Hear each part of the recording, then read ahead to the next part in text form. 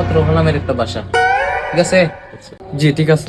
তো হইলো তোমার বাসার গেট, মেইন গেট এটা, ঠিক আছে? ঠিক আছে। এখানে একটা বাথরুম। এখানে কার বাথরুম?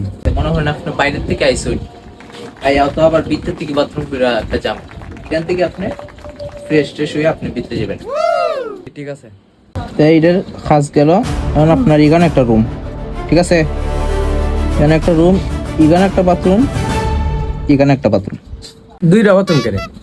দুইটা বাথরুম কারণ হইছে তোমার মনে হলো ছেলে মেয়ে 2-3 জন, এরা এই রুমে খেলাধুলা করে, মানে এর বাথরুম ধরলো, একে যাইব গাইডা, এর বাথরুম ধরলো, এর গেল গাইডা, ঠিক আছে?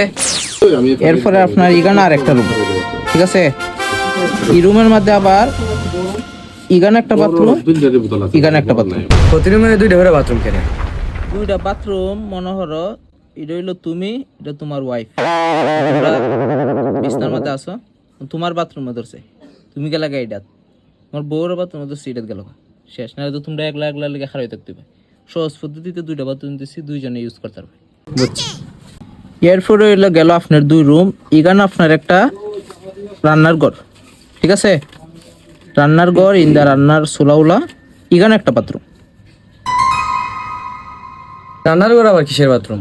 রান্নার ঘরে বাথরুম কারণ হইলো মনে হলো তোমার বউ রান্নাঘরে রান্না করতেছে, তো আবার রান্নাঘর থেকে আইয়া তো এই রুমে বাথরুম হতো না, এর লেগে রান্নাঘরের বাথরুম হলে খামটা এখানে সেরে নেবো রান্নাঘরে, তাহলে রান্না করতে সুবিধা হইব, এর লেগে এখানে একটা বাথরুম।